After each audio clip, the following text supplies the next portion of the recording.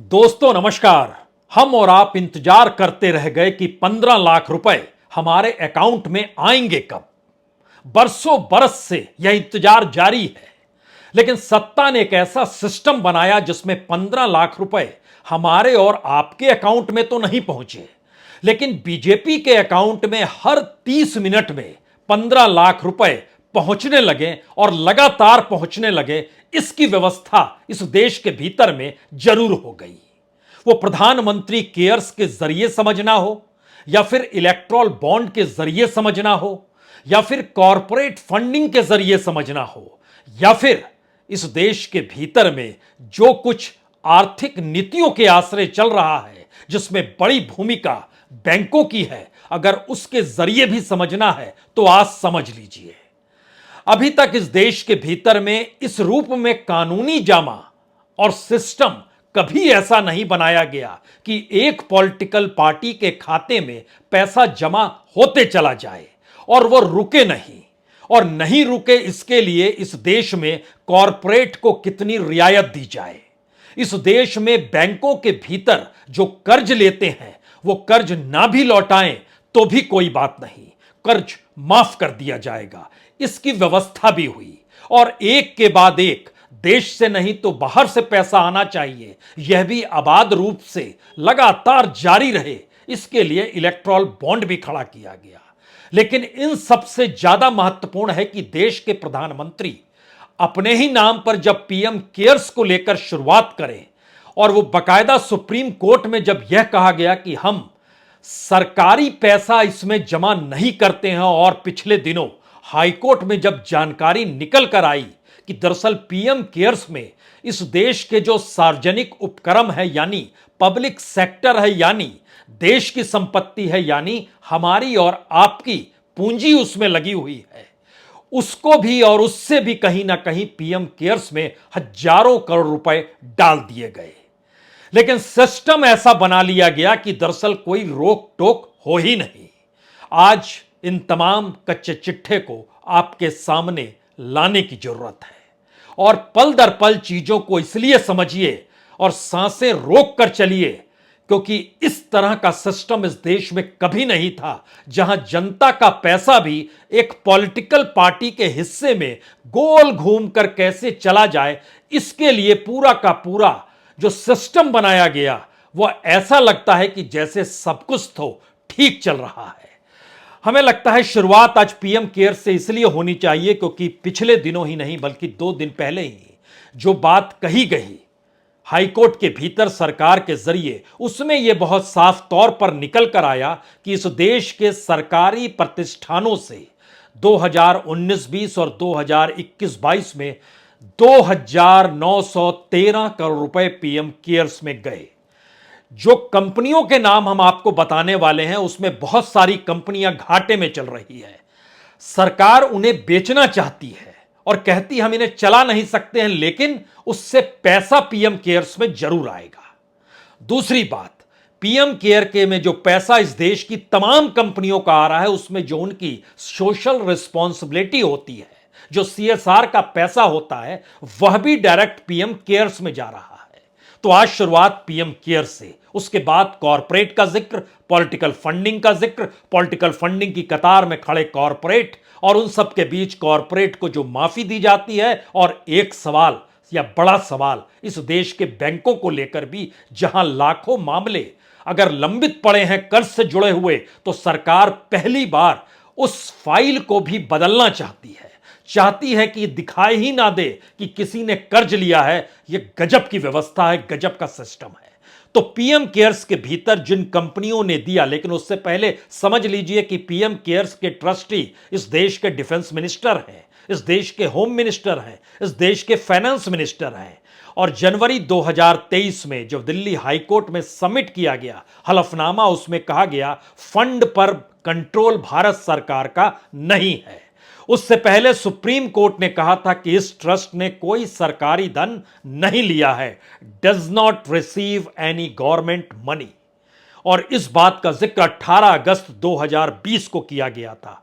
अब सवाल यह है कि इस देश के भीतर में तमाम कॉरपोरेट्स का जो सीएसआर का पैसा होता है वह भी यहां शिफ्ट होने लगा, लेकिन उससे पहले वह कौन सी कंपनियां हैं जो पैसा दे रही थी सरकार को, और देश की ही कंपनी है, तो इस देश की पूंजी कैसे ट्रांसफर होती है पीएम केयर्स में। हालांकि पीएम केयर्स के नाम पर जो लिखा गया उसमें कहा गया PM citizen assistant and relief in emergency situation.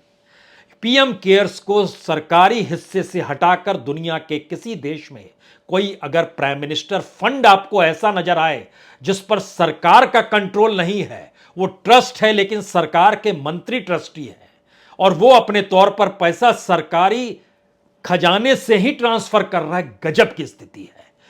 ONGC ने सबसे ज्यादा 370 करोड़ रुपए दिए, एनटीपीसी ने 330 करोड़ रुपए दिए, power grid corporation of India ने 275 करोड़ रुपए दिए, इंडियन ऑयल कॉरपोरेशन ने 265 करोड़ दिए, पावर फाइनेंस कॉरपोरेशन ने 222 करोड़ रुपए दिए, आरईसी लिमिटेड ने 200 करोड़ रुपए दिए, और उसके बाद एक लंबी लिस्ट है एनडीएमसी लिमिटेड, इसने भी 150 करोड़ रुपए दिए। भारत पेट्रोलियम बेचने निकले थे, उससे भी 125 करोड़ रुपए लिए गए।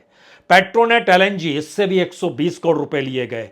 गेल इंडिया से भी 115 करोड़ रुपए लिए गए, ऑयल इंडिया से भी 103 करोड़ रुपए लिए गए, कोल इंडिया से भी 102 करोड़ रुपए लिए गए।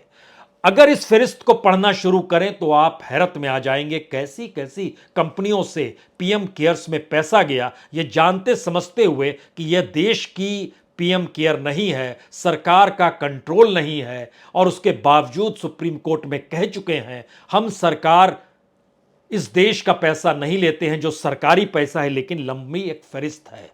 मोइल है, क्यूआईएससीएल है, हिंदुस्तान एरोनॉटिक्स लिमिटेड है, इरकॉन है, न्यू इंडिया इंश्योरेंस है, एनएलसी है, एनएचपीसी है, इंडियन रेलवे फाइनेंस कॉरपोरेशन, एक लंबी कंटेनर है जिसको बेचने की दिशा में गए, उससे भी पैसा लिया गया।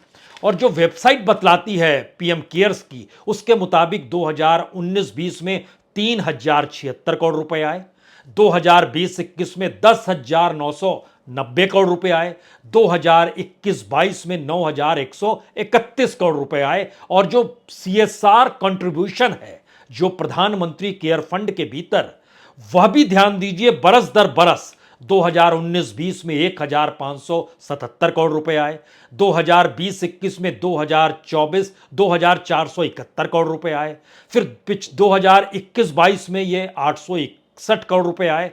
यह बतलाता है कि इस देश के भीतर में जो एक सिस्टम बना हुआ था उसमें सीएसआर का पैसा कहां जाएगा, उसमें जो डिविडेंड होता है उसका कैसे उपयोग होगा, उसी कंपनी को बढ़ाने के लिए जो पब्लिक सेक्टर की कंपनी हो उसको बढ़ाने के लिए उसी के डिविडेंड का कैसे उपयोग होगा, सारी बातें ठंडे बस्ते में, क्योंकि एक के बाद एक एसबीआई भी पैसा दे रहा है, एलआईसी भी दे रहा है, जीआईसी भी दे रहा है, एनबीसीसी भी दे रहा है, बीएचईएल भी दे रहा है, सेल भी दे रहा है, आईएफसीआई भी दे रहा है, एमएसटीसी भी दे रहा है, शिपिंग कॉरपोरेशन ऑफ इंडिया भी दे रहा है, नेशनल फर्टिलाइजर लिमिटेड भी दे रहा है। सब पैसा दिए जा रहे हैं। यह पहला हिस्सा है ऐसे सिस्टम का जिसमें पैसा सरकार तक पहुंचना पाइए चाहिए, जिसमें पार्टी और जो देश का सिस्टम बना हुआ था उससे हटकर ये पहला नजरिया भारत के भीतर है।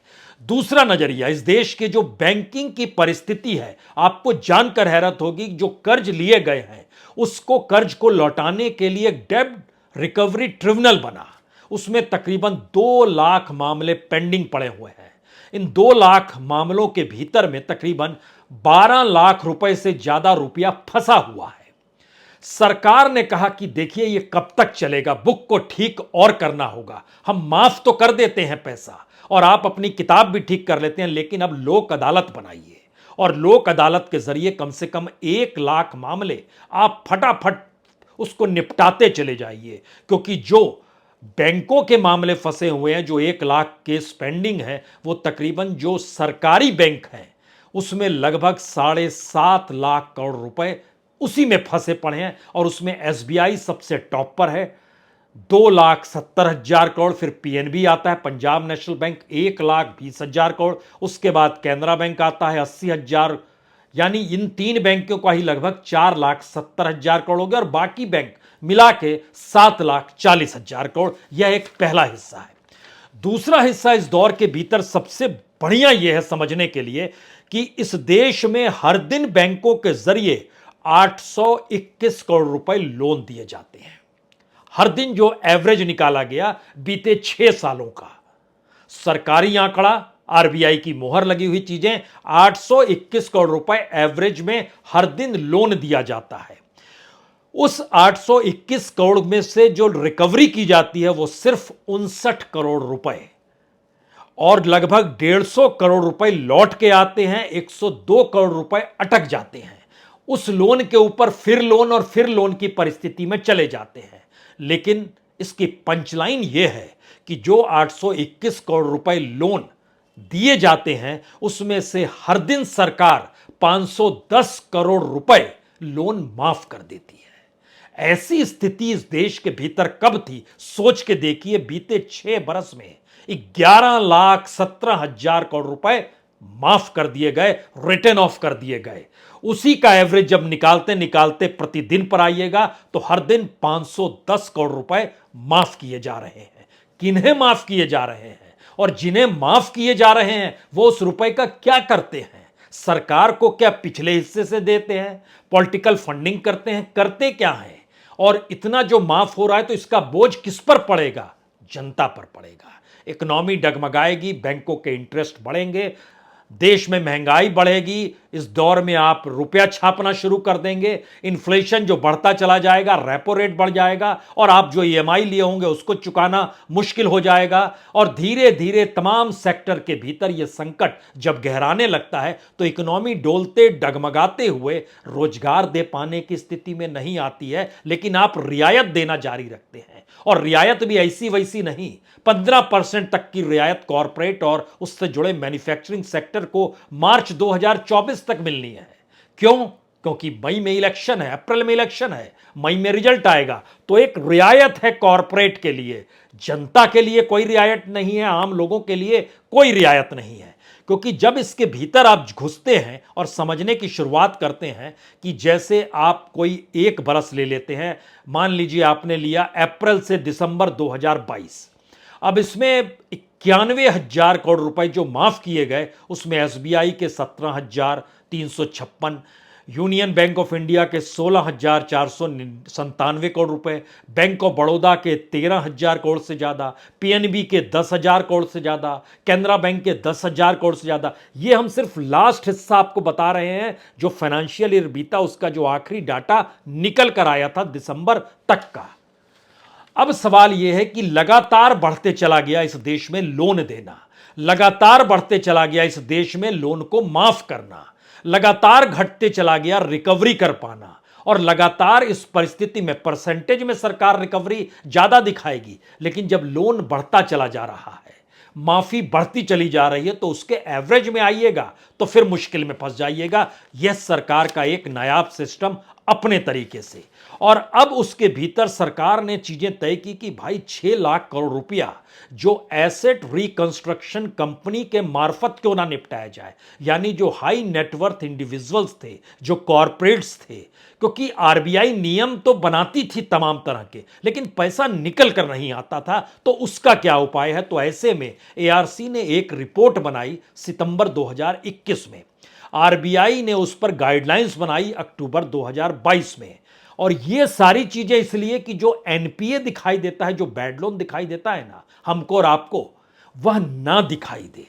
इस दिशा में सरकार ने एक और चीज कर दी। इससे पहले उन्होंने एक आईबीसी बनाई थी, फिर एनसीएलटी क्रिएट की थी, अब एआरसी क्रिएट की, और उसको भी और उसी को पावर ज्यादा देते हुए चीजें इस रूप में की जा रही है, जैसे बैंकों से कहा जा रहा है अरे आप लोक अदालत बनाइए ना, 50 लाख तक के मामले निपटाते चले जाइए, बुक तो ठीक होगी। क्योंकि आने वाले वक्त में जब हम बैंकों को प्राइवेटाइज करेंगे तो प्राइवेट पार्टी जो आएगी वह तो बैंक की किताब देखेगी, किताब उसको क्लीन मिलनी चाहिए। तो यह एक नया सिस्टम। लेकिन पैसा ले कौन रहा है? वही कॉरपोरेट। वो कॉरपोरेट जो पैसा ले रहा है, अब उसके भीतर आप घुस चलिए।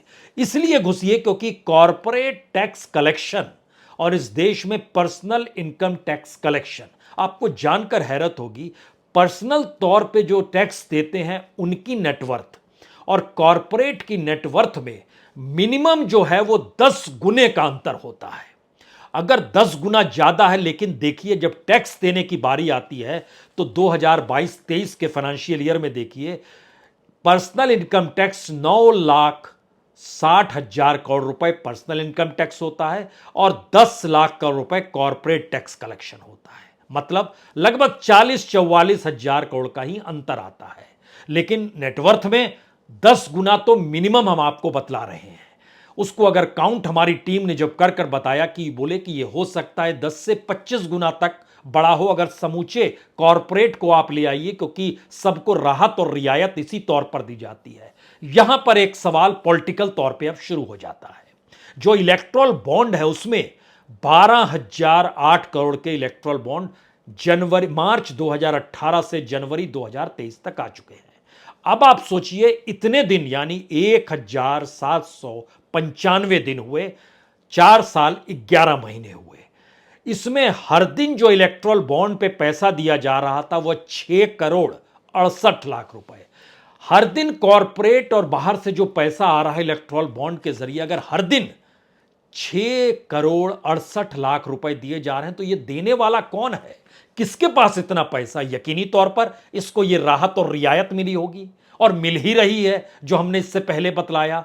इस डिजाइन में काम होते होते इसकी जो जानकारी निकल कर आई 2021-22 में, डोनेशन बीजेपी को मिला 614 करोड़, इनकम दिखाया उसने 1,917 करोड़, और इसको जब जोड़े तो तकरीबन 7 करोड़ रुपए हर दिन के हिसाब से बीजेपी के पास आ रहे थे। इनको जब मिनटों में तब्दील करना शुरू कीजिएगा तो फिर वही सवाल, यह तो 1 साल का कच्चा चिट्ठा था कि 30 मिनट में 15 लाख रुपए बीजेपी के अकाउंट में आ जाए। लेकिन अगर आप इलेक्शन ईयर में चले जाएंगे 2018-19 में, तो यह आंकड़ा बहुत ही बड़ा हो जाएगा, और अगर एवरेज निकालने की स्थिति में आएंगे तो भी आंकड़ा बड़ा हो जाएगा। अब इसके भीतर अगर झांकिए तो यह पैसा आता कहां से है? इस देश के भीतर में लगभग आधे दर्जन से ज्यादा ट्रस्ट बने हुए। इलेक्ट्रल बॉन्ड का किस्सा अलग है। आपके जहन में कोई भी प्राइवेट कंपनी इस देश की आती हो, कोई भी प्राइवेट अस्पताल आपके जहन में आता हो, कोई भी प्राइवेट स्कूल चलता हुआ नजर आता हो, जो भी आप सोच पा रहे हैं, वो पानी बनाने की कंपनी हो, ऑक्सीजन देने की कंपनी हो, दवाई बनाती हो या फिर लोहा निकालती हो, स्टील बेचती हो, सीमेंट बेचती हो, फर्टिलाइजर बेचती हो, तकरीबन 992 कंपनियों ने इस दौर में अलग अलग ट्रस्ट के जरिए जो पैसा बीजेपी के पास आया, जो उसने इनकम टैक्स डिपार्टमेंट के सामने पूरा कच्चा चिट्ठा रखा। हमें सिर्फ ट्रस्ट का जिक्र करते हैं, इंडिविजुअल कंपनियों का जिक्र क्यों करें और उन नामों का जिक्र क्यों करें? वो नाम सामने आएंगे तो लगेगा अच्छा उसके पास तो मजबूरी है, कुछ कर नहीं सकता है, बीजेपी को डोनेशन देना पड़ेगा, तो वो देता है। चाहे वो अस्पताल चलाता हो, चाहे वो स्कूल चलाता हो, चाहे सीमेंट बेचता हो, कुछ भी करता हो, उसको पैसा देना है, क्योंकि यही तरीके हमारे हैं और उनको रियायत दी जाती है। इनडायरेक्ट टैक्स के जरिए कॉरपोरेट की रियायत तकरीबन 4.5 लाख करोड़ के इर्द गिर्द साल के तौर पर रेंगती रहती है, और यह रियायत कई माध्यमों से मिलती चली जाती है। अब देखिए, जो कॉरपोरेट को मिलने वाला जो हिस्सा है, जो ट्रस्ट इन्होंने बनाया, उसमें ट्रस्ट के हिसाब से समझिए कि जैसे प्रूडेंट इलेक्टोरल ट्रस्ट है, इसने 2021-22 में तकरीबन 250 करोड़ रुपए दिए, अलग अलग तरीके से, कभी 55 करोड़ दिया, कभी 50 करोड़ दिया, कभी 30 करोड़ दिया, लेकिन पूरे साल में इसने लगभग 250 करोड़ दिए। प्रोग्रेसिव इलेक्टोरल ट्रस्ट, इसने एक मुश्त ही 2018-19 में जब इलेक्शन का पीरियड था 356 करोड़ एक साथ दे दिए थे, और फिर छिटपुट छिटपुट देना शुरू किया। उसके अलावे general electoral trust, Satya electoral trust, Jan Kalyan electoral trust, new democratic electoral trust, Janta Nirvachak electoral trust, हम इन सब का नाम सिर्फ इसलिए ले रहे हैं कि ऐसी परिस्थिति 2014 से पहले नहीं थी, और इस देश में कोई भी व्यक्ति अगर बिजनेस कर रहा है और उसकी कोई पहचान है, कोई मुनाफा है, वो किसी भी क्षेत्र में कर रहा हो, ऐसा नहीं है कि दिल्ली के भीतर या एनसीआर में जो अस्पताल चला रहा है और जो स्कूल चला रहा है वो यहीं के बैंक से पैसा ट्रांसफर करेगा, जी नहीं। उसको बोला जाता है कि देखिए फला राज्य में चुनाव हो रहा है, आप वहां पर पैसा दे दीजिए, तो वो वहां के बैंक के जरिए उनको ट्रांसफर कर देता है। यानी ये बात सामने आ ही नहीं कि कोई एक अस्पताल चलाने वाला, स्कूल चलाने वाला, कुछ सामान बेचने वाला या कुछ करने वाला शख्स जो है वह किन माध्यमों से पैसा वहां तक पहुंचा रहा है, और उन राज्यों में हो सकता है कल महाराष्ट्र में चुनाव हो तो महाराष्ट्र के भीतर पैसे का ट्रांसफर शुरू हो जाएगा। अभी कर्नाटक में है तो कर्नाटक में मैक्सिमम पैसा ट्रांसफर हो रहा है, उसका कच्चा चिट्ठा आया नहीं है। लेकिन उससे ठीक पहले गुजरात को लेकर कच्चा चिट्ठा जरूर आया, जिसमें गुजरात में जो पैसे की आवाजाही हुई, ये कितने करोड़ की हुई यह कोई बताने की बात नहीं है, क्योंकि तमाम ट्रस्ट ने उसी दौर में, क्योंकि डेट निकल कर आ जाती है बैंक के जरिए कि कितना पैसा किसे दिया गया है। अब इसमें देखिए कि जो महत्वपूर्ण बात है, जब आप राहत रियायत की बात करते हैं इस रूप में, ये जानते समझते हुए कि इस देश में लगभग जो 72 सीपीएससी यानी सेंट्रल पब्लिक सेक्टर इंटरप्राइजेस है घाटे में चल रहे हैं, उनसे भी पैसा निकाला गया पीएम केयर्स के लिए। और इस देश के भीतर में जो लगभग 300 के लगभग मैन्युफैक्चरिंग यूनिट है, इस देश में मैन्युफैक्चरिंग नीचे चला गया है, उनसे भी पैसे की उगाही की गई कि हमें पैसा चाहिए। उगाही ना शब्द कहिए, ये फंडिंग कहिए, कॉरपोरेट फंडिंग कहिए, ये सारी चीजें खुले तौर पर निकल कर आई। और कॉरपोरेट को टैक्स की रियायत जो होती है, वो जो ढांचा समझ में आता है, कागजी तौर पर आपको नजर आएगा, अच्छा 86,000 करोड़ रुपए 19-20 में रियायत हुए, 20-21 में 96,000 करोड़ रुपए रियायत हुए, 21-22 में 1 लाख करोड़ से ज्यादा की रियायत हो गई। इस तरीके से जो नजर आता है, लेकिन इनडायरेक्ट टैक्स के जरिए जो इनको रियायत होती है वो अलग है। और आखिरी बात, जब रियायत देनी है और कॉरपोरेट से पैसा आना है, और ये पूरा सिस्टम बना दिया गया है, और सिस्टम कैसे बनता है, यह सिर्फ जयपुर इंटरनेशनल एयरपोर्ट के ऑपरेशन को जो ट्रांसफर किया गया अडानीज को, उसमें अथॉरिटी फॉर एडवांस रूलिंग ने बताया कि दरअसल एयरपोर्ट अथॉरिटी ऑफ इंडिया ने ट्रांसफर किया है, और अदालतों के जरिए कहा गया कि दरअसल जो बिजनेस को ट्रांसफर किया जाता है, तो यह इंडिपेंडेंट अगर कोई दूसरा चलाएगा तो इसको सप्लाई इज गोइंग कंसर्न कहते हैं, यानी इसमें जीएसटी नहीं लिया जाता है। तो जीएसटी की माफी हो गई। सामान्य तौर पर एक कंपनी दूसरी कंपनी में जब ट्रांसफर होती है तो जीएसटी लिया जाता है, यहां पर जीएसटी माफ हो गई और उसको कानूनी जामा पहना दिया गया। सिस्टम यह कहता है सब काम कानून से होने चाहिए।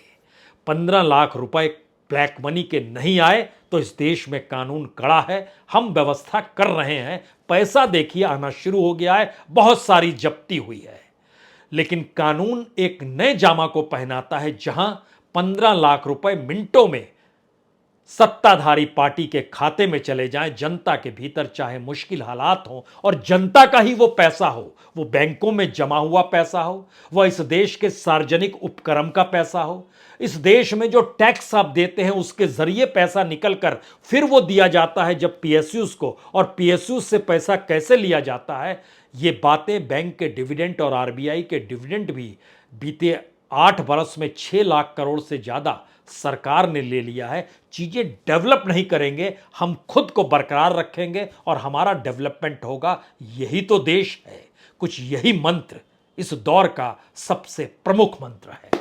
बहुत बहुत शुक्रिया, बहुत बहुत शुक्रिया।